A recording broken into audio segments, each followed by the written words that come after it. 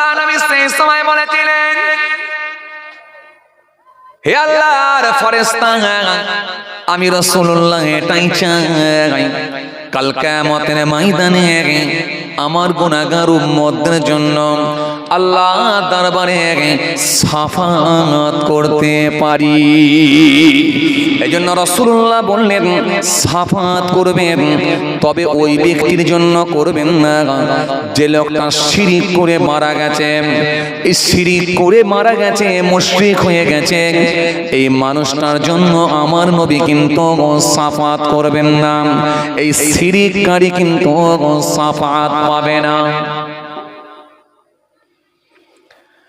আবার আমার আল্লাহ কোরআনের মধ্যে অন্য জায়গায় আয়াত দিলেন, সুন্দর করে আমার আল্লাহ কোরআনের মধ্যে জানিয়ে দিলেন, সুন্দর করে আমার আল্লাহ কোরআনের মধ্যে আয়াত দিলেন, ইন্নাহু মাইয়ুশরিক বিল্লাহ ফাকাদ হারামাল্লাহু আলাইহিল জান্নাহ।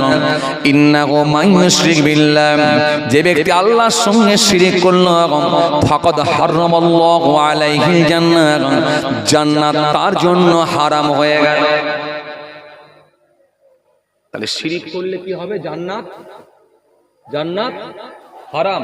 ফাকাদ হারামাল্লাহু আলাইহিল জান্নাহ, জান্নাত তার জন্য হারাম হয়ে গেল। জান্নাত আর পাবে না, জান্নাত তার জন্য হারাম। যে ব্যক্তিটা শিরক করে মারা যাবে, জান্নাত তার জন্য, কথা বলে না, জান্নাত তার জন্য। নামাজ কাজা হয়েছে, অপশন আছে, কাজা পড়েছেন, ক্ষমা চেয়েছেন, আল্লাহ মাফ করতে পারে। রোজা কাজা হয়েছে, অপশন আছে, কাজা হয়েছে ঘুরিয়ে রোজা রাখতে পারেন, আর যদি সুযোগ না হয় ফিদিয়া আদায় করতে হবে, অপশন আছে। ইবাদত কোনো কিছু মিস্টেক হয়েছে, ভুল হয়েছে, আল্লাহর কাছে ক্ষমা চাইলে আল্লাহ মাফ করতে পারে। কিন্তু শিরকের গুনাহ আল্লাহ মাফ করবেন না, ক্ষমা করবেন না। শিরকের গুনাহ কিন্তু আল্লাহ মাফ করবেন না। এই জন্য বলে, ইন্নাহু মাইয়ুশরিক বিল্লাহ ফাকাদ হারামাল্লাহু আলাইহিল জান্নাহ। নিশ্চয় যে ব্যক্তিটা শিরক করবে আল্লাহর সঙ্গে, তার জন্য জান্নাত হারাম হয়ে গেল। ফাকাদ হারামাল্লাহু আলাইহিল জান্নাহ, জান্নাত তার জন্য হারাম, জান্নাত তার জন্য হারাম। এরপর আবার আল্লাহ সুন্দর করে বললেন, তার ঠিকানা হবে জাহান্নাম। ঠিকানা কোথায়? ঠিকানা কোথায়? ঠিকানা কোথায়? ঠিকানা হলো জাহান্নাম। ওয়া মা লিয-যালিমিনা মিন আনসার, আর জালেমদের সাহায্যকারী কেউ থাকবে না। এই পর্যন্ত যে কটা আয়াত শুনলেন বা হাদিস শুনলেন, তার মানে একটা মারাত্মক বড় মাপের গুনাহ বলে আপনারা ধারণা করতে পারলেন। পেরেছেন না পারেন? আবার অন্য জায়গায় আমার নবী বললেন, মান মাতা লা ইউশরিকু বিল্লাহি শাইআন দাখালান নার। মান মাতা লা ইউশরিকু বিল্লাহি শাইআন দাখালাল জান্নাহ। মান মাতা ইউশরিকু বিল্লাহি শাইআন দাখালান নার। মান মাতা লা ইউশরিকু বিল্লাহি শাইআন দাখালাল জান্নাহ। শিরক না করে মৃত্যুবরণ করলে ঠিকানা তার জান্নাত।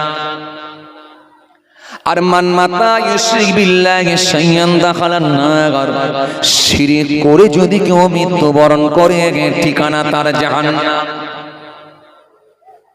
তাহলে শিরকের গুনাহ মাপ পাওয়ার কোনো সুযোগ নাই।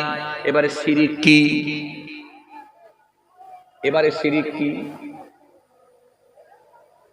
শিরক হলো ওই গুনাহটা আল্লাহর জায়গায় অন্য কাউকে স্থান দেওয়া, আল্লাহর জায়গায় অন্য কাউকে আসন দেওয়া, আল্লাহর জায়গায় অন্য কাউকে সিট দেওয়া, এটাই হলো প্রত্যক্ষভাবে শিরক। তবে শিরিক অনেক কারণে হতে পারে, কিছু এমন ছোট ছোট কাজ আছে সেগুলো শিরিক হিসাবে গণ্য হতে পারে। এইজন্য শিরকি আকবার আছে, শিরকি আসগার আছে, বড় শিরিক আছে, ছোট শিরিক আছে, অনেক কাজই শিরিক হতে পারে।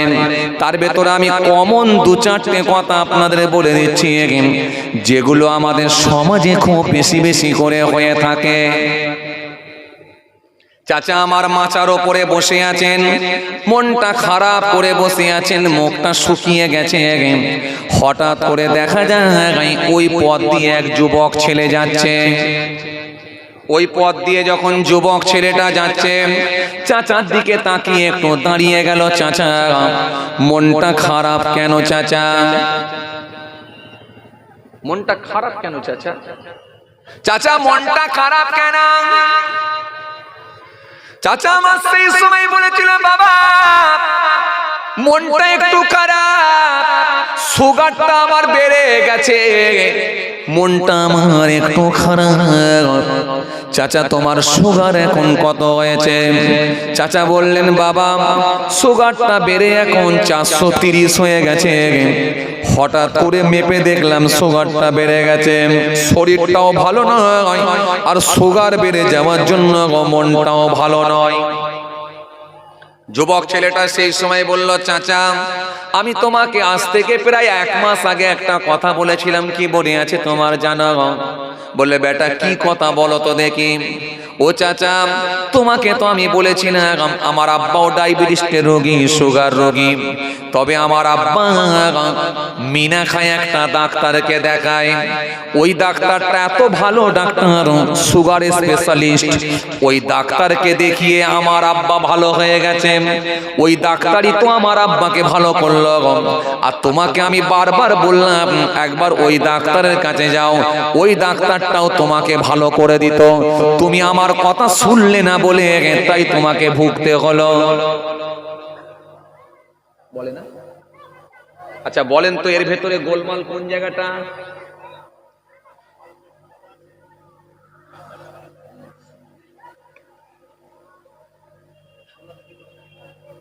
গোলমালটা কোন জায়গায় বলে? ডিস্টার্বটা কোন জায়গায়?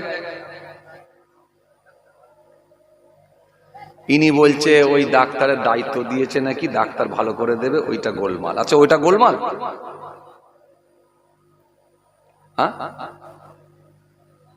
আচ্ছা এর ভেতরে গোলমালটা কোন জায়গায়, ডিস্টার্বটা কোন জায়গায়?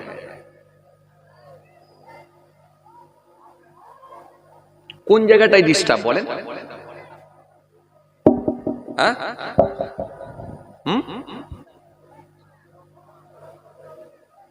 কোন জায়গাটা ডিস্টার্ব বলেন? ইনি তো একটা জায়গা তুলে ধরেছে, বলেছে একটা জায়গা। আচ্ছা আপনারা বলেন কোন জায়গাটা ডিস্টার্ব চাচা? একদম কারেক্ট অ্যানসার। কিন্তু এই কথা মানুষ বলে কি বলে না?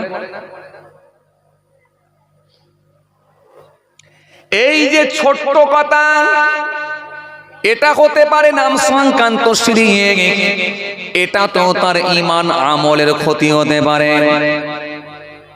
এই জায়গাটাতেও তার ঈমানের ক্ষতি হয়ে যেতে পারে। কিন্তু মনে রাখবেন এই জায়গা থেকে কিন্তু সে হয়তো ধরা খেতে পারে। ও বাবাজি আমার ভাইয়েরা, তাহলে বলা দরকার ছিল কি? আপনার বলা দরকার ছিল কি? বলা দরকার ছিল ভাই কি বাবাজি, চাচা চাচা ওই ডাক্তারের কাছে তুমি একবার যেতে পারতে, ওই ডাক্তারটা খুব ভালো ট্রিটমেন্ট করে, আল্লাহ পাক ওর ওসিলায় আমাকে ভালো করেছেন, কিংবা আমার আল্লাহ পাক ওই ডাক্তারের ওসিলায় ফায়দা দিয়েছেন, ওই ডাক্তারের ওষুধে আল্লাহ তার রোগকে সুস্থ করে দিয়েছেন। এই জায়গাটা ক্লিয়ার না করার জন্য এটাও হতে পারে শিরকি কথাবার্তা হতে পারে।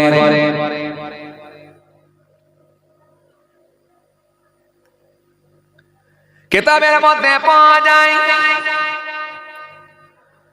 হাদিস পাকের মধ্যে পাওয়া যায়, আল্লাহ নবীর দুইজন স্ত্রী হযরত আম্মা জান মায়মুনা রাদিয়াল্লাহু তাআলা আনহা আর একজন স্ত্রী আম্মাজান উম্মে হাফসা রাদিয়াল্লাহু তাআলা আনহা, দুইজনা এক রাস্তা দিয়ে হেঁটে হেঁটে যাচ্ছেন।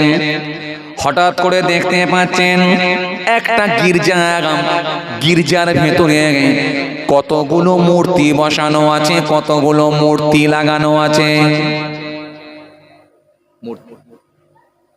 গির্জার ভেতরে মূর্তি, গির্জার ভেতরে মূর্তিগুলো দেখেছেন। আম্মা জান হযরতে হাফসা, হযরতে মা মায়মুনা দুজনেই ফিরে এসে আল্লাহ নবীকে বললেন, ইয়া রাসূলুল্লাহ ওয়া ইয়া হাবিবাল্লাহ, গজর এই রাস্তা দিয়ে আমরা দুজনাই যাচ্ছিলাম, একটা গির্জা দেখতে পেলাম। গির্জার ভেতরে কতগুলো মূর্তি বসানো আছে। ও আল্লাহ নবী, মূর্তিগুলো কেন একটু বলুন। আল্লাহ নবী সেই সময় বলেছিলেন, হে হাফসা শোনো, হে মাইমুনা শোনো, ওর নিচেতে কবর আছে। এটা হলো সেই জাতি যারা ভালো লোকেদের কবরকে সামনে রেখে তার উপরে ইবাদতখানা বানিয়ে তাদের মূর্তি বানিয়ে দিয়েছে। এটাই হলো প্রত্যক্ষভাবে শিরক। এই জন্য তারা ওই জায়গায় গিয়ে সিজদা দিচ্ছে, ওই জায়গায় গিয়ে নাকার কপাল লাগিয়ে দিচ্ছে, তারা ওই জায়গায় গিয়ে প্রার্থনা করছে। এটাই হলো শিরক। আমাদের সমাজে আমরা দেখতে পাই, ও বাবাজি আমার ভাইরা, ঘটিয়ারি শরীফের মাজার আছে, হারোয়ায় মাজার আছে। বহু মানুষ ইসলাম সম্পর্কে অজ্ঞ থাকার কারণে ওইখানে গিয়ে দেখা যায় কেউ মানত করে, হাজত করে, মানত করে, সিন্নি নিয়ে যায়। আবার অনেকে দেখা যায় ওই ঘটিয়ারি শরীফে গিয়ে, হারোয়াই গিয়ে কিংবা আজমির শরীফে গিয়ে ওই জায়গায় গিয়ে মনের কথা উজাড় করে বলে, আর যা কিছু চাই সব বাবার কাছে, হুজুরের কাছে, পীরের কাছে চাই। কদিন আগে আমি মালদায় জলসা গেলাম।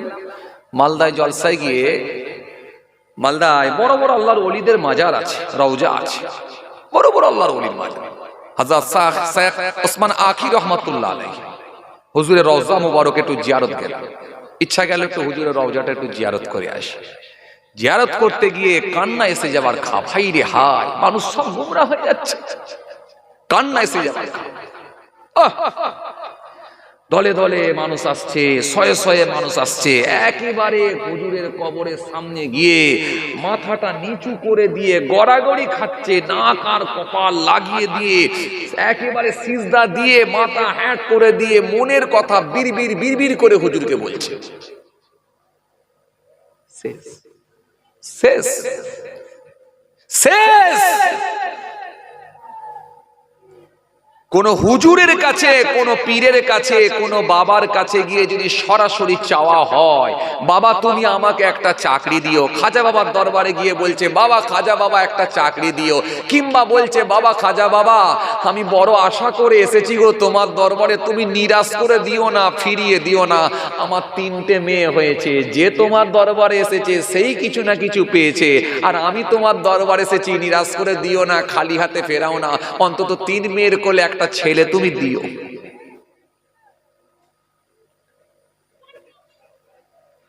সে মাঝে মাঝে দেখেন না, বাবা তোর দরবারে সব পাগলেরই খেলা, সব পাগলেরই খেলা, দিল তো ইমানটা নষ্ট করে। আরে নামাজ পড়িসনি, রোজা রাখিসনি, দান করিসনি, খায়রাত করিসনি, তবু তো অপশন ছিল, মাদ্দর খেয়ে হলো সরষে পরিমাণ ইমান থাকলো, জান্নাতে যাওয়ার একটা রাস্তা ছিল, মাদ্দর খেয়ে হলো হয়তো চান্স একটা ছিল। আর এটা আর কোনো চান্স নেই, বাই চান্সও নেই, সম্ভাবনাই নেই যদি বিনা তওবায় মারা যায়। একটাই অপশন, সেটা হলো তওবা করে ফিরে আসা। মারাত্মক ব্যাপার, মারাত্মক ব্যাপার। শেষ করে ফেলেছে। হারুয়া দরবারে যাচ্ছে, এখান থেকে মা নিয়ত করছে, ভাবি নিয়ত করছে, চাচি নিয়ত করছে, আল্লাহ আমার এই কাজটা যদি হয়, হারুয়া যে কিংবা ঘুটিয়ারিতে গিয়ে কি হারুয়ায় গিয়ে ওই পীরের দরবারে গিয়ে, বাবা পীর তুমি আমার এই কাজটা করে দিও, এইটা ভালো করে দিও, তাহলে তোমার দরবারে আমি সিন্নি নিয়ে যাব। কোন দরবারে গিয়ে, কোন পীরের মাজারে গিয়ে, কোন পীরের কাছে গিয়ে যদি এই ধারণা তৈরি করা হয় যে উনি আমার মনের কথা সব জানে, তাহলে তার ঈমান চলে যাবে। এটাই হলো শিরক। এই ধারণাটা যদি তৈরি হয়ে যায় যে উনি আমার মনের কথা সব জানে, উনি আমার ভিতরের খবর সব জানে, উনি এখানে হাজির আছেন, পীর এখানে হাজির, এই ধারণা যদি তৈরি করা হয়, তাহলে কিন্তু সে তার ঈমান আর আমল কিন্তু বাঁচানো বড় কঠিন হবে, হতে পারে সেটা শিরক হয়ে যেতে পারে। এজন্য ভাইরা আমার, বন্ধুরা আমার, সাথী মহব্বতের ভাইরা, কোন দরবারে গিয়ে, কোন মাজারে গিয়ে, কোন দরগায় গিয়ে যদি সেখানে কাবা শরীফের ন্যায় তওয়াফ করা হয়, অনেকে দেখবেন ঘুরে ঘুরে আবার জিয়ারত করে, তওয়াফ করার মতো করে, এই কাবা শরীফের মতো যদি তওয়াফ করা হয়, ঘুরে করা হয়, এটা হতে পারে শিরক। কোন মাজারে গিয়ে, দরবারে গিয়ে, দরগায় গিয়ে যদি তার এত বেশি তাজিম করা হয়, সম্মান দেওয়া হয়, যেটা কাবা শরীফের থেকে বেশি হয়ে যাবার সম্ভাবনা থাকে, হতে পারে এটাও শিরক। এই শিরকের গুনাহ কিন্তু আল্লাহ মাফ করবেন না যদি বিনা তওবায় মারা যায়। কথা কিছু বুঝতে পারছেন বাপ? আপনি এখান থেকে এই কি পাড়া বললেন যেন, হালিপাড়া, ঢালিপাড়া, এই ঢালিপাড়া থেকে ঘটপুকুরে যাবেন, এক কাপ চা খেতে যাবেন, হঠাৎ করে দেখা যাচ্ছে ওয়েদারটা পুরো অন্ধকার হয়ে গেছে, মেঘলা ওয়েদার। চা খেতে যাবেন বলে ঘটপুকুরে একটু প্রস্তুতি নিচ্ছেন, ওয়েদার অন্ধকার, যে যুবকটার সঙ্গে আপনি দেখা হয়ে গেল রাস্তায়, আপনার ভাতিজা সম্পর্কে হয়, তখন ভাতিজা জিজ্ঞাসা করছে, চাচা কোথায় যাবে গো? বলে বাবা একটু চা খেতে বেরিয়েছিলাম। বলে ওয়েদার তো খারাপ, আর এই অবস্থায় যাবে? বলে হ্যাঁ, কয়েকদিন হলো তো দেখছি পানি হচ্ছে, এখন উপরওয়ালার ইচ্ছা তিনি দিলেই দিতে পারে। উপরওয়ালার ইচ্ছা তিনি দিলেই দিতে পারে। এই উপরওয়ালা কথা, উপরওয়ালা, এটাও কিন্তু গায়ের কমদের সঙ্গে উঠা বসা করে, গায়ের কমদের সঙ্গে আমাদের উঠা বসা করার কারণেতে, তাদের সৌবতে বেশি বেশি করে থাকার কারণেতে অনেক মুসলমান দেখবেন উপরওয়ালা বলায় অভ্যস্ত হয়ে গেছে। উপরওয়ালা এটা হতে পারে, এটাও নাম সংক্রান্ত শিরক। উপরওয়ালা আমাকে জলসায় দাওয়াত করতে গেছেন, আমি বললাম ভাই অনেক আগে, এত আগে থেকে অ্যাডভান্স করে দিচ্ছেন, জলসা তো এখন অনেক দেরি আছে, আল্লাহ নিয়ে যাই তবে যাব। সঙ্গে সঙ্গে বলছে হ্যাঁ হুজুর, উপরওয়ালার ইচ্ছা না হলে কিছু হয় নাকি? আমি বলছি আল্লাহ যদি নিয়ে যাই তবে যাবো ইনশাল্লাহ, অনেক দিন দেরি আছে, আর এত আগে থেকে অ্যাডভান্স করবেন ভাই, থাক দিতে হবে না। আরে উপরওয়ালার ইচ্ছা না হলে কিছু হয়? উপরওয়ালা, এই উপরওয়ালা যদি উনি হন, তো নিচেওয়ালাকে, নিচেওয়ালাটা কে? যদি উপরওয়ালা উনি হন, তাহলে পরোক্ষ ভাবে সাব্যস্ত হয় যে নিচেওয়ালা আর একজন আছে, পরোক্ষ ভাবে সাব্যস্ত হয়। এই বাইকটার মালিক যদি উনি হন, তাহলে আর একটা বাইক যদি দাঁড় করানো থাকে, সাব্যস্ত হয় এই বাইকের মালিক আর একজন আছে। অথচ আপনি আল্লাহকে বললেন উপরওয়ালা, তো আপনি জানলেন কি করে উনি উপরে আছে? যে আল্লাহ ঘোষণা দিচ্ছেন নাহানু আকরাবু ইলাইহি মিন হাবলিল ওয়ারিদ, বান্দা তোদের গর্দানের রগের থেকে আমি আল্লাহ আরো নিকটে আছি, আরো কাছে আছি। তো সেই আল্লাহকে আপনি উপরওয়ালা বলে কি করে ইন্ডিকেট করবেন? আমার কথায় আপনারা রাগ করছেন নাকি? আমি কিন্তু খুব সূক্ষ্ম সূক্ষ্ম কথাগুলো তুলে ধরছি। যেহেতু আজকের পাঠ আমি তৈরি করেছি দুটো, ইন্নাল্লাযীনা আমানু ওয়া আমিলুস সলিহাত কানাত লাহুম জান্নাতুল ফিরদাউসি নুজুলা। বাস এটুকুই। নিশ্চয় যারা ঈমান এনেছে আর সৎ কাজ করেছে, বাস এটুকুই, তাহলে যারা জান্নাতে যাবে। জান্নাত তো আল্লাহ বলেছে আমি দেবো, দুবুনি যে তো তারা নেই, দেবো। জান্নাত তো আল্লাহ দেবে। জান্নাত কি? কোরআন শরীফের মধ্যে আল্লাহ সুন্দর করে বললেন, ইন্নাল্লাযীনা আমানু ওয়া আমিলুস সলিহাত লাহুম জান্নাতুন তাজরি মিন তাহতিহাল আনহার যালিকাল ফাওজুল কাবীর। আমার আল্লাহ সুন্দর করে জানিয়ে দিলেন, নিশ্চয় যারা ঈমান এনেছে আর পৃথিবীর জমিনে সৎ কর্ম ভালো কাজগুলো করেছে, আমি আল্লাহ বলছি তাদেরকে জান্নাত দেব, যারা তলদেশ দিয়ে প্রবাহিত হবে নহর। আপনারা ওয়াজ মাহফিলের নহর শুনেছেন, নহর কটা? কথা বলেন, নহর কটা? কিসের নহর শুনেছেন আপনারা? জান্নাতে কিসের নহর দেয়া হবে? বলেন বলেন বলেন, হচ্ছে তো বলেন। এক, দুধের নহর দ্বিতীয়, মধুর নহর তৃতীয়, শরাবের নহর চতুর্থ, স্বচ্ছ পানির নহর।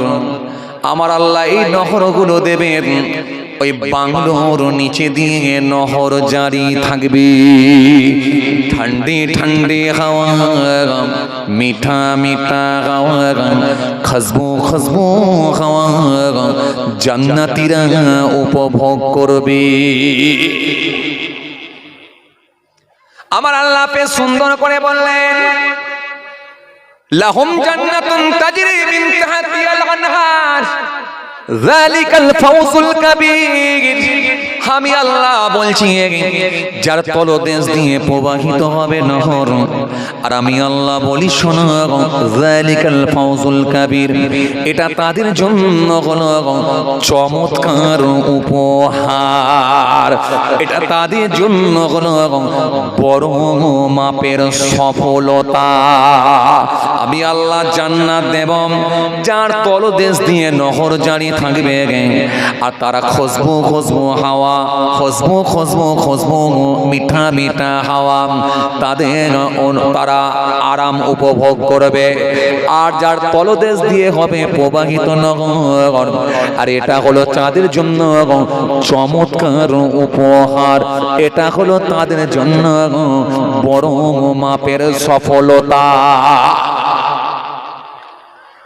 আবার অন্য জায়গায় আমার আল্লাহ সুন্দর করে বললেন, ওয়ামান ইয়ামাল মিনাস সলিহাতি মিন যাকারিন আও উনসা ওয়া হুয়া মুমিনুন ফাউলাইকা ইয়াদখুলুনাল জান্নাহ ওয়া লা ইউযলামুনা নাকিরা। আল্লাহ সুন্দর করে বললেন, ওয়ামান ইয়ামাল মিনাস সলিহাতি মিন যাকারিন আও উনসা ওয়া হুয়া মুমিনুন। আমি আল্লাহ বলছি জান্নাতে দেব, সে বেটা ছেলে হোক মেয়ে ছেলে হোক, নেই কোনো সমস্যা। যার ভেতরে ঈমান আছে তাকে বলবো সোজা যা, লাগবে শুধু ঈমান, অধিকার কিন্তু সমান, লাগবে শুধু তাদের মধ্যে ঈমান। করতে হবে না কোনো ধর্ম, মানতে হবে না কোনো আর কর্ম, করতে হবে না আর ধর্ম, লাগবে না আর কোনো কর্ম।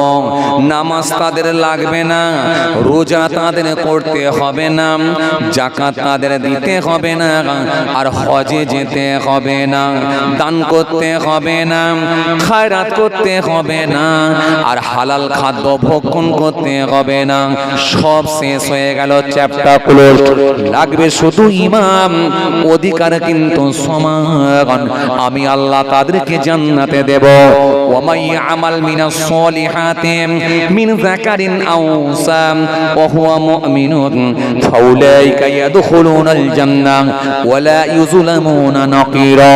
আমি আল্লাহ বলছি এই জান্নাত দেব যার জান্নাতে চলে যাবে ওয়ালা ইউজলামুনা নাকিরা সেদিনে কারোর ভিতরে সেদিনে কারোর উপরে আমি আল্লাহ বলি কোনো পরিমাণও জুলুম করা হবে না, কোনো জুলুম হবে না, কোনো অত্যাচার হবে না, কোনো নির্যাতন হবে না, কেউ নির্যাতনের শিকার হবে না, কেউ জুলুমের শিকার হবে না, কাউকে মারবো না। যদি ঈমান থাকে, আমল ঠিক থাকে, কথা দিচ্ছি জান্নাত দেব। এই জান্নাতে আমি আল্লাহ দেব। জান্নাতটা কেমন হবে, এই বাংলোটা কেমন হবে, এবার একটুখানি শোনেন। আচ্ছা আপনারা বলেন তো দেখি, এই ভারতবর্ষের জমিনে সব থেকে ধনী লোকের নাম বলেন বলেন। ভারতবর্ষের জমিনে সব থেকে ধনী লোকের নাম মুকেশ আম্বানি।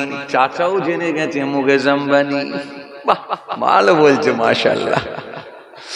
চাচাও বলে দিচ্ছে, চাচাও তার মানে কত অ্যাডভান্স, কত আপডেট। চাচার হাতেও বড় মোবাইল, চাচাও বলে দিচ্ছে মুকেশ আম্বানি, এক কথাই বলে দিচ্ছে। ভারতবর্ষের জমিনে সব থেকে ধনী লোকের নাম হলো মুকেশ আম্বানি। বাংলাদেশের জমিনে সব থেকে ধনী লোকের নাম জানিনি। চাচা বলছে জানিনি। আমেরিকার জমিনে সব থেকে ধনী লোকের নাম চাচা বলে তাও জানিনি। দুবাইয়ের জমিনে সব থেকে ধনী লোকের নাম চাচা বলে তাও জানিনি। পৃথিবীর যে দেশের দিকে তাকাবেন সে দেশেরই একজন করে ধনী লোক আছে, সব থেকে সেরা ধনী লোক। দুবাইয়ের জমিনে সব থেকে ধনী লোক একজন আছে, যার নাম হলো রশিদ বিন শেখ। বাংলাদেশের জমিনেও একজন ধনী লোক আছে, আমেরিকার জমিনেও একজন ধনী লোক আছে। চলেন অত ধনী লোকেদের নাম শুনে লাভ না, যেহেতু আপনি ভারতের নাগরিক, এদেশে আপনি একজন, এদেশের আপনি একজন নাগরিক, আপনার দেশেরটা জেনে রাখলেই হবে। আপনি বলে দিলেন মুকেশ আম্বানি। মুকেশ আম্বানি যে বাড়িটা বানিয়েছে, এই বাড়িটা কতলা? বলেন কতলা? এই সর্বনাশ, এই চাচা বলে মাত্র দুতলা। কি বিপদে পড়িছি আল্লাহ। না চাচা, না চাচা, দুতলা নয়, বাড়িটা করা হয়েছে 27 তলা। বাড়িটা হলো 27 তলা। এই বাড়িটা বানাতে খরচ করা হয়েছে 16,000 কোটি টাকা। এই না, 1600 কোটি টাকা। 1600 কোটি টাকা দিয়ে বাড়িটা তৈরি করা হয়েছে। গোটা বাড়িটাই হলো বুলেট প্রুফ, গুলি করলে লাগে না, গুলি করলে লাগে না, বোম মারলে লাগে না, গুলি করলে লাগে না, গোটাটাই হলো বুলেট প্রুফ। এই বাড়িটা বানানো হয়েছে 27 তলা বাড়ি। গোটা বাড়িটা এমন ভাবে বানানো হয়েছে, এন্ট্রি সিস্টেম, আপনি অবাক হয়ে যাবেন। বিদেশি স্টাইলে তৈরি করা হয়েছে। জায়গাটা কেনা হয়েছিল 21 কোটি টাকা দিয়ে, আর বাড়ি বানানো হয়েছে 1600 কোটি টাকা দিয়ে।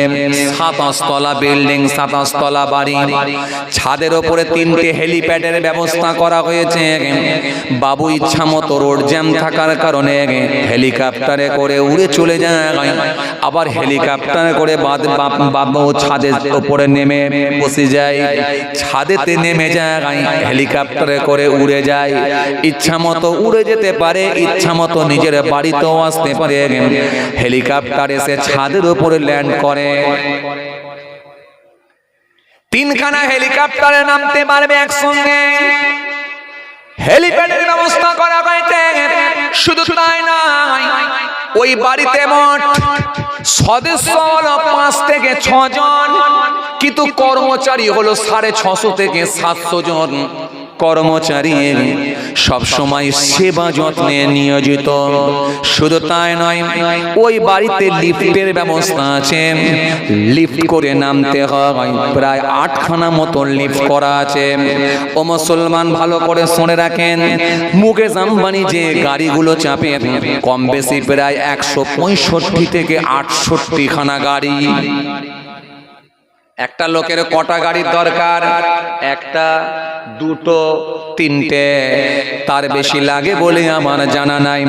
কিন্তু বাবু গাড়ি চাপেন খালি কম বেশি প্রায় 165 থেকে 68খানা গাড়ি চাপেন। এই গাড়িগুলো আবার যেমন তেমন গাড়ি নয়, আমার আপনার মতো আমাদের মতো এরকম সাধারণ গাড়ি নয়। Maruti van, Alto 800, Alto 800, tata Sumo, Bolero, Scorpio এরকম গাড়ি নয়। যে গাড়িগুলো হলো কোটি কোটি টাকা দাম, মার্সিডিজ হতে পারে, BMW হতে পারে, অডি হতে পারে, ফরচুনার হতে পারে, এরকম হাই কোয়ালিটির গাড়িগুলো চাপেন কম বেশি প্রায় 165খানা গাড়ির মালিক। এই গাড়িগুলো তিনি চাপেন। এই গাড়িগুলো কোথায় রাখবেন, কোথায় পার্কিং করবেন? একটা খোলা ফাঁকা জায়গাতে যদি পার্কিং করে দেওয়া হয়, আকাশ থেকে বৃষ্টি পড়বে, রোদ্রের তাপ লাগবে, কালার ফেড হয়ে যাবে। কালার যদি ফেড হয়ে যায় দেখতে খারাপ লাগবে। তাই ওই বাড়ির মধ্যে প্রায় 6 তলা পর্যন্ত খালি লিফট সিস্টেম করা হয়েছে। 6 তলা পর্যন্ত গাড়ি পার্কিং এর ব্যবস্থা করা হয়েছে, যাতে করে গাড়িগুলো অযত্ন না হয়। ও মুসলমান ভালো করে শুনে রাখেন, শুধু তাই নয়, কি বলি, এই মুকেশ আম্বানি পার মান্থ কারেন্টের বিল পেমেন্ট করেন খালি 70 লাখ টাকা। একটা মধ্যবিত্ত পরিবার সারা জীবন ধরে ইনকাম করলে তার 1 মাসের কারেন্টের বিলের টাকা তুলতে পারবে না। পারবে? কথা বলেন, পারবে? পারবে? পারবে না। পার মান্থ খালি কারেন্টের বিল পেমেন্ট করেন 70 লাখ টাকা। হে মুসলমান ভালো করে শুনে রাখেন, আপনাকে যেটা আমি বোঝাতে চাইছিলাম খুব ভালো করে বোঝার চেষ্টা করেন। শুধু তাই নয়, তিনি তিনার স্ত্রীকে ভালোবেসে, তিনি তিনার বিবিকে ভালোবেসে, তিনি তিনার আহলিয়াকে ভালোবেসে, তিনি তিনার ওয়াইফকে ভালোবেসে, নীতা আম্বানিকে ভালোবেসে তিনি একটা টয়লেট বানিয়ে দিয়েছেন, বাথরুম ঘর বানিয়ে দিয়েছেন। আপনারা বিবিকে ভালোবেসে কি দিয়েছেন? মাঝে মাঝে বিছানার চাদর নিয়ে এসে দিয়েছে। কই গো, ঘটপুকুরে আসছিলাম, একটা ফেরিওয়ালা দেখি ভালো ভালো চাদর বিক্রি করছে, প্রচুর দেখি লোক কিনছে, তো একটা চাদর কিনে নিয়ে এলুম। হ্যালো, চাদরটা দেখো দেখিনি। বিবি বললো, হ্যাঁ খুব সুন্দর হয়েছে, চাদরটা আমাকে খুব ভালো লেগেছে। তো ভালোবেসে একটা চাদর কিনে নিয়ে এসে দিয়েছে। কখনো দেখা যাচ্ছে আপনি কি বলে ডিনার সেট কিনে নিয়ে এসে দিয়েছেন, কখনো দেখা যাচ্ছে জগ কিনে নিয়ে এসে দিয়েছেন। মোটরসাইকেল কেউ দিয়েছেন নাকি? না না, বউ আর মোটরসাইকেল চালাতে পারে নাকি? তো 4 চাকা? না না, 4 চাকা দেওয়ার মতো, ওই যে 4 চাকা দেওয়ার মতো ক্ষমতা কি করে হবে? আমাদের ঘরেই 4 চাকা নেই, আর বিবিকে কি করে 4 চাকা দেবো? কি কথা বলে? তবে হ্যাঁ, বিবিকে ভালোবাসবেন। 4 চাকা দিতে পারেননি ঠিক আছে, মোটরসাইকেল দিতে পারবেন না, না মোটরসাইকেল দরকার নেই, 4 চাকা দেওয়ার দরকার নেই, পারেনি তো কি হয়েছে? বিবিকে ভালোবাসা দেবেন। এই ভালোবাসা দেওয়াটাও হলো সুন্নাত। মায়েশা সিদ্দিকা রাদিয়াল্লাহু তাআলা আনহা যে পাত্রে পানি খেয়েছেন, যে জায়গাটাই মুখ দিয়ে পানি খেয়েছেন, আমার রাসূলুল্লাহ সেই পাত্রে সেই জায়গাটাই মুখ দিয়ে পানি খাচ্ছেন। জোরে বলতে পারেন না? আম্মা আয়েশা সিদ্দিকা বলে, ইয়া রাসূলুল্লাহ, হাবিবাল্লাহ, হুজুর আপনি এই পাত্রে কেন পানি খাচ্ছেন? বলেন আমি অন্য পাত্র আপনাকে এনে দিচ্ছি, পানি এনে দিচ্ছি, অন্য পাত্রে আপনি পানি খান। আল্লাহর নবী, আয়েশা এটা তোমার আর আমার মধ্যে ভালোবাসা বাড়ানোর জন্য, বৃদ্ধি করার জন্য আমি এই পাত্রে পানি খেলাম। এই শিক্ষাটাও আমার নবী দিয়েছে। কত ছোট ছোট দিক নিয়ে আমার নবী আলোচনা করেছে, কত দূরদৃষ্টি সম্পন্ন নবী ছিলেন। এ থেকে প্রমাণ হয়, এই পৃথিবীর মানুষ, তোমরা তোমাদের বিবিকে ভালোবাসো, ভালোবাসা দাও, এটা রাসূলুল্লাহর শিক্ষা। কাজ থেকে ফিরে এসে যদি 10 মিনিট দেরি হয়েছে ভাত খেতে, সঙ্গে সঙ্গে সে গরু মারা সে লাঠিটাকে কি বলে? আরে কথা বলছেন না কেন? কি বলে ওটাকে? পাঁচন রেডি করছে, বলে দেখেছিস? হাই রে হাই, রোগা পাতলা লোক কোনো জায়গায় যদি জুলুম করতে না পারে তো বইয়ের কাছে জুলুম করে। অবাক লাগে, হাই রে হাই, আজকে আমরা মুসলমান বলে আমরা দাবি করি। হ্যাঁ, রাসূল যে শিক্ষাটা আমাদেরকে দিয়ে গেছেন, কত দূরদৃষ্টি সম্পন্ন মানুষ। আপনি কোন জিনিসটা আমার নবী থেকে ধার করতে চাইছেন বলেন, আপনি সেটাই আমার নবী থেকে শিক্ষা গ্রহণ করতে পারবেন।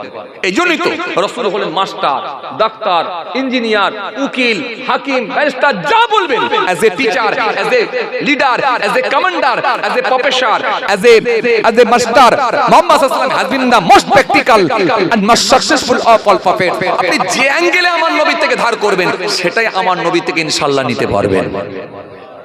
ইয়া রাসূলুল্লাহ পানি খাবো কেমন করে? নবী বলছে খা এমন করে। ইয়া রাসূলুল্লাহ ভাত খাবো কেমন করে? নবী বলছে খা এমন করে। ইয়া রাসূলুল্লাহ হাঁটবো কেমন করে? নবী বলছে হাঁট এমন করে। ইয়া রাসূলুল্লাহ মানুষের সঙ্গে কথা বলবো কি দিয়ে? নবী বললেন এইরকম করে, সালাম দিয়ে এইভাবে কথা বল। ইয়া রাসূলুল্লাহ বিজনেস করবো কিভাবে? নবী বললেন কর বিজনেস এইভাবে। তো নবী আপনাকে কি দেয় না? যা আমার নবী থেকে খুঁজবেন সবই পেয়ে যাবেন ইনশাআল্লাহ। মহব্বতে বলতে পারেন না সুবহানাল্লাহ? গোটা পৃথিবী তুলপার, গুগলে গিয়ে সার্চ করে শ্রেষ্ঠ মানব কে, রাসূলুল্লাহর নামটাই 1 নম্বরে বেরিয়ে আসে। আল্লাহু আকবার। সে নবী কি দেয় না আপনাকে? বড় আফসোস, স্বামী স্ত্রী গোলমাল, স্বামী স্ত্রী গোলমাল। হাই রে হাই, বিবির উপরে নির্যাতন হচ্ছে, জুলুম হচ্ছে। কি অন্যায়, কি দুটো মেয়ে হয়েছে, স্বামী রাগান্বিত হয়ে বিবির উপরে নির্যাতন করছে, মেরে ফেলছে। সোশ্যাল মিডিয়ার খবর আমাদের কাছে আছে, পেপার পত্রিকা দেখলে আমরা জানতে পারি। দুটো মেয়ে হয়েছে বলে বিবিকে পিটিয়ে পিটিয়ে মেরে ফেলেছে। আফসোস, দুঃখ, আজকে আমরা কোথায়? মুসলমান নিজেকে মুসলমান বলে দাবি করে, কিন্তু তাদের কার্যকলাপ কর্মকাণ্ড এমন কিছু হয়ে যায় কাফিরদের থেকেও খারাপ, যার কারণে এক শ্রেণীর মানুষ তারা ইসলামকে কলুষিত করার চেষ্টা চালায়, ইসলামকে ঘৃণার জায়গা তৈরি করে দেওয়ার চেষ্টা চালায়। এই একটা শ্রেণীর মুসলমান করবেন না, এগুলো করবেন না। বউকে মারছেন, মেরে ফেললেন, জানে দুটো মেয়ে হয়েছে বলে এটা বউয়ের অপরাধ। আরে ছেলে মেয়ে দান তো আল্লাহ দেয়, আল্লাহ দেয়। মুসা কালিমুল্লাহ একদিন আল্লাহকে জিজ্ঞাসা করছেন, আল্লাহ যখন কোনো ব্যক্তির উপরে খুশি হন আপনি কি দেন? আল্লাহ বলছে খুশি হয়ে গেলে আমি তাকে একটা কন্যা সন্তান দান করি। জোরে বলবেন না? আল্লাহ বলছেন আমি খুশি হয়ে গেলে তাকে একটা কন্যা সন্তান দান করি, তার একটা মেয়ে হয়। মেয়ে বাপ হয়েছেন মানে নিজেকে ভাগ্যবান মনে করুন। মেয়ের বাপ হয়েছেন বলে নিজেকে ভাগ্যবান মনে করুন। আলহামদুলিল্লাহ, আল্লাহ আমাকেও একটা মেয়ে দিয়েছেন, আমি নিজেকে ভাগ্যবান বলে মনে করি। নিজেকে গর্ব করে বলুন যে আমি মেয়ের বাপ হয়েছি। আপনি গর্বিত হন যে আমি মেয়ের বাপ হয়েছি। আফসোস, দুটো মেয়ে হয়েছে, মুখটা ভোদা হয়ে গেছে। আফসোস, ঘটপুকুর বাজারে গিয়ে চায়ের দোকানে মন টন খারাপ করে বসে আছে, মুখে হাসি নেই, ঝিমিয়ে বসে আছে। বন্ধুরা গিয়ে জিজ্ঞাসা করছে কি হলো রে বন্ধু, তোর এত মন টন খারাপ কেন, এত কাঁদো কাঁদো ভাব কেন, চোখ মুখ ছলছল করছে, চায়ের দোকানে বসে ঝিমিয়ে আছিস, ব্যাপারটা কি? তখন বন্ধু একটু মুখটা শুকনো করে বলছে, তোর ভাবির আবার মেয়ে হয়েছে, তোর ভাবির আবার মেয়ে হয়েছে, মুখ টুকুই খারাপ। আবার ওই ছেলেটা 3 বছর পরে ফের ঘটপুকুর চায়ের দোকানের সামনে গিয়ে চায়ের দোকানের টুলের উপরে বসে ডবল পান একসঙ্গে ভরেছে। কটা পান? দুটো, ডবল পান একসঙ্গে ভরে দিয়ে আর মুখ লাড়াতে পারে না, হব হব করছে। খালি বন্ধুরা গিয়ে বলছে কি রে আজকে কি ব্যাপার, মুখের ভেতরে কি? বলে আজ আমার মনের ভেতরে বিরাট আনন্দ। কি খাবি বল, কি খাবি বল? কি হয়েছে না বল? আরে কি খাবি বল না, চা খাবি, মিষ্টি খাবি, কোল্ড ড্রিঙ্কস খাবি, জিরো পানি খাবি, কি খাবি বললাম। তখন বন্ধুরা জিজ্ঞাসা করছে আচ্ছা তোর মনে এত ফুর্তি আজকে কি ব্যাপারটা বল না। তখন মুখ করে বলছে আরে জানিস আমার ফের একটা ছেলে হয়েছে, আমার একটা ছেলে হয়েছে। তাহলে ছেলে হলে ওর হয়, আর মেয়ে হলে ভাবির হয়। সরু কাঁচা কঞ্চি বোঝেন আপনারা? হ্যাঁ, বলে পাঁচন, না পাঁচন দরকার নেই, সরু কাঁচা কঞ্চি বোঝেন? এই ছোটবেলায় মাঝে মাঝে দেখেছি আমরা, আপনারা দেখেছেন নাকি জানি না, আপনারাও দেখেছেন, এই প্রাইমারি স্কুলে কিছু দর্শককে আনন্দ দেওয়ার জন্য বলতো যেমন খুশি সাজো, দেখেছেন? তার মানে যে যার মতো সে যে দর্শককে আনন্দ দেয়। আর এই সরু কঞ্চি 4-5টা লোকের হাতে দিয়ে বলতে হবে যেমন খুশি মারো। ছড়ি, ছড়ি দিয়ে বলতে হবে যেমন খুশি মারো, এটা ঠান্ডা হয়ে যাবে।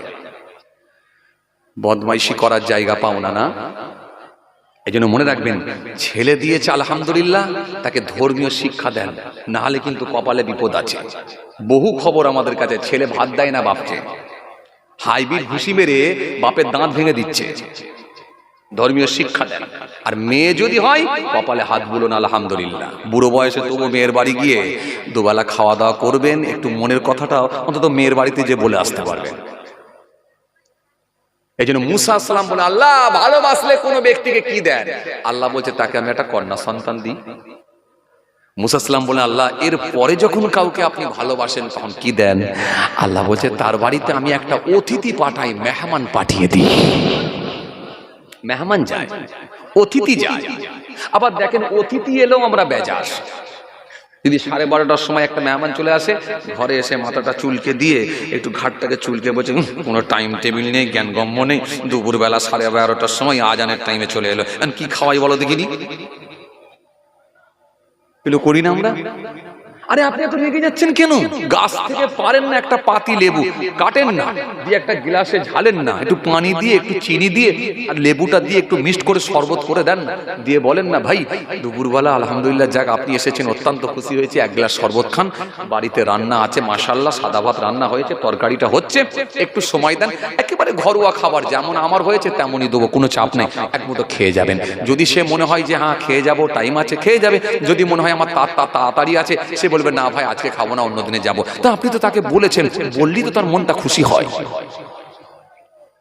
মেহমানদারি করুন না, এক গ্লাস পানি দিয়ে মেহমানদারি করুন না, এত ঘাবড়াবার কি আছে?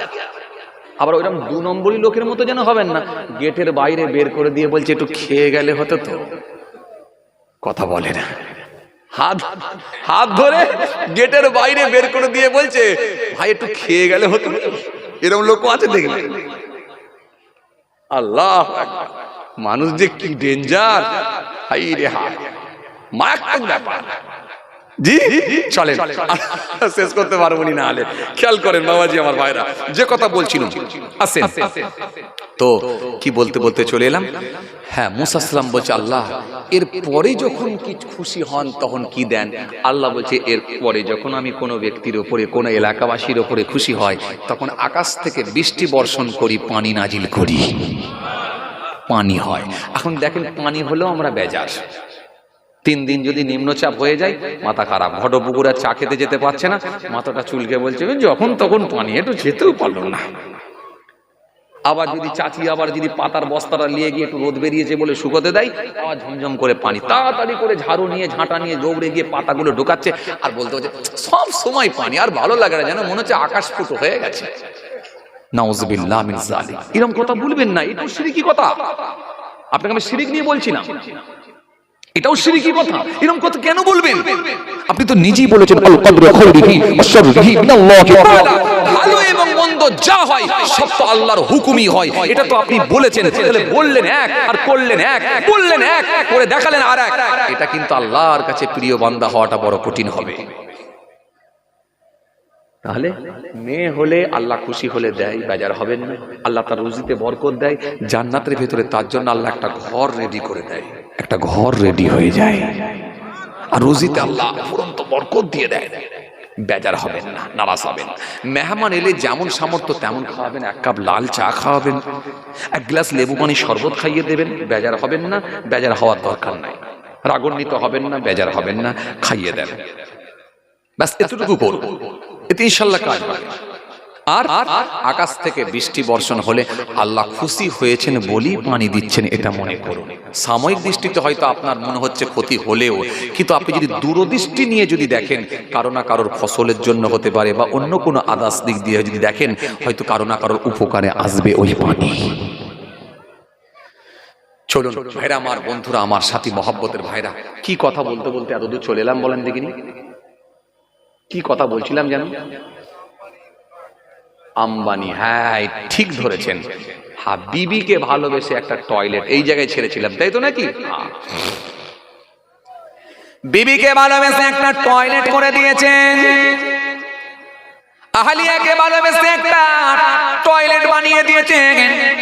এই টয়লেটটা এমন সিস্টেম, বাইরে থেকে সিস্টেম করে সিস্টেম চালু করতে হয়, অটো সিস্টেম। ভেতরে অটোমেটিকলি শাওয়ারের পানি চেঞ্জ হয়, ভেতরে অটোমেটিকলি লাইটিং চেঞ্জ হয়, ঝর্ণার পানি ঘুরে ঘুরে পরে চেঞ্জ হয়, সব অটো কাট অটো সিস্টেম। বাইরে থেকে সিস্টেম চালু করতে হয়। যেমন আপনারা কম্পিউটারে কোনো প্রিন্ট আউট করতে গেলে বাইরে থেকে সুইচ দাবিয়ে দেন, আর অটোমেটিকলি দেখবেন ওই আস্তে আস্তে দেখবেন প্রিন্ট আউট হয়ে বেরিয়ে আসে। এই জন্য বাবাজি আমার ভাইরা, তিনি এইরকম একটা সিস্টেম তৈরি করে দিয়েছেন, আর কোমোড একটা বানিয়ে দিয়েছেন। এই কোমোডটা গোটাটাই হলো সোনার। কোমোড বোঝেন তো আপনারা? কোমোড, এই কোমোডটা গোটাটাই হলো সোনার। সোনার কোমোড বানিয়ে দিয়েছেন। একটা সাধারণ পরিবারের কোনো মানুষ যদি ওই টয়লেটে একবার পায়খানা পেচ্ছাপ করার সুযোগ পায়, আমার তো মনে হয় সে পায়খানা পেচ্ছাপ ছেড়ে দিয়ে সে আগে কোমোড ভাঙার চেষ্টা করবে। যদি বলে কোমোড একটু ভেঙে ছাড়িয়ে পকেটে করে নিয়ে যাওয়া যায়, আমার চার পিড়িয়া কোনো বসে বসে খাবে, কথা ঠিক কিনা ভাই? এইবার আসেন, আমি আপনাকে যে আয়াত বলতে বলতে এত দূর চলে এলাম, আল্লাহ বলে বান্দা আমি আল্লাহ তোমাদেরকে জান্নাত দেব। ইন্নাল্লাযীনা আমানু ওয়া আমিলুস সলিহাত কানাত লাহুম জান্নাতুল ফিরদাউসি নুজুলা। ইন্নাল্লাযীনা আমানু ওয়া আমিলুস সলিহাত লাহুম জান্নাতুন তাজরি মিন তাহতিহাল আনহার যালিকাল ফাওজুল কাবীর। আমার আল্লাহ বললেন জান্নাত দেব নিশ্চয় যারা ঈমান এনেছে, সৎ কাজগুলো করেছে। আমি আল্লাহ বলছি যার তলদেশ দিয়ে প্রবাহিত হবে নহর, ঝর্ণা। মনে আছে আপনাদের? এই ঠান্ডি ঠান্ডি হাওয়া পাবে, মিষ্টি মিষ্টি হাওয়া পাবে। আর যে জান্নাতটা আমি বানিয়ে দেব, এই জান্নাতের পরিকাঠামো এত সুন্দর হবে, এই ঘরটা এত সুন্দর হবে, বাংলোটা এত সুন্দর হবে। আমি আল্লাহ যে বাংলোটা বানিয়ে দেব, সেটা একটা করে সোনার ইট, একটা করে রূপোর ইট, একটা করে সোনার ইট। তোর মুকেশ আম্বানি গোটা বিল্ডিং সোনার বানাতে পারে না, শুধু কষ্ট করে একটা টয়লেট বানিয়েছে, কোমোড বানিয়েছে, এর বেশি করতে পারে না। কিন্তু ওরে আমার গোলাম, তুই যদি আমার হুকুম মেনে কবরে আসতে পারিস, আমি আল্লাহ তোর জন্য সোনার রূপ দিয়ে বাংলো বানিয়ে দেব। এই একটা করে সোনার ইট, একটা করে রূপোর ইট। দুনিয়ায় যখন আপনি বাড়ি বানিয়েছেন, সোনার ইট আর রূপোর ইট দিয়ে নয়, একটা ইটের সঙ্গে আর একটা ইট আপনি ছাটিয়ে দিয়েছেন। মাঝখানে কি ব্যবহার করেছেন? বালি, সিমেন্ট আর বালি, সিমেন্ট আর পানি। এই তিনটে জিনিসকে মিক্সড করে আপনি একটা ইটের সঙ্গে আর একটা ইট ছাটিয়ে দিয়েছেন। আর আমার আল্লাহ সোনার ইটের সঙ্গে রূপোর ইট ছাটাবেন মুশকে আম্বার দিয়ে, মাঝখানে আমার আল্লাহ লাগিয়ে দেবেন, সেটা হলো মুশকে আম্বার। এই মুশকে আম্বার লাগিয়ে দিয়ে একটা করে সোনার ইট, রূপোর ইট আমার আল্লাহ এই বাংলো বানাবেন। এই বাংলোর ভেতরে আমার বান্দারা থাকবে। আমি আল্লাহ বলছি সেদিনে তাদের উপরে কোনো পরিমাণ জুলুম করা হবে না, কোন অত্যাচার করা হবে না, লাগবে না আর কোনো ধর্ম করতে হবে না, কোনো কর্ম, তাদের আর কোনো খাটাখাটনি হবে না। জান্নাতে যখন প্রবেশ করাবো তাদের আর পায়খানা পেচ্ছাপ হবে না। জান্নাতে যখন প্রবেশ করবে ওই মানুষটা আর বৃদ্ধ বিদ্যা হবে না, আরামের খাবার খাবে আর ঘাম হয়ে বেরিয়ে যাবে। খাবারটা কি খাবে? তাদেরকে আমি আল্লাহ প্রথমে দেব যে খাবারটা দেব, তাদেরকে আমি আল্লাহ দেব ব্রেকফাস্ট দেব, তাদেরকে আমি আল্লাহ লাঞ্চের ব্যবস্থা করে দেব, তাদেরকে আমি আল্লাহ পরপর খাবারের আইটেম দেব। এই আইটেমগুলো আলাদা আলাদা হবে। আমি আল্লাহ তাদেরকে প্রথমে যে খাবারটা খাওয়াবো আর হবে না, অনেক টাইম হয়ে গেছে, কথা বুঝছেন না? আবার আল্লাহ নিয়ে এলে ইনশাল্লাহ আলোচনা হবে।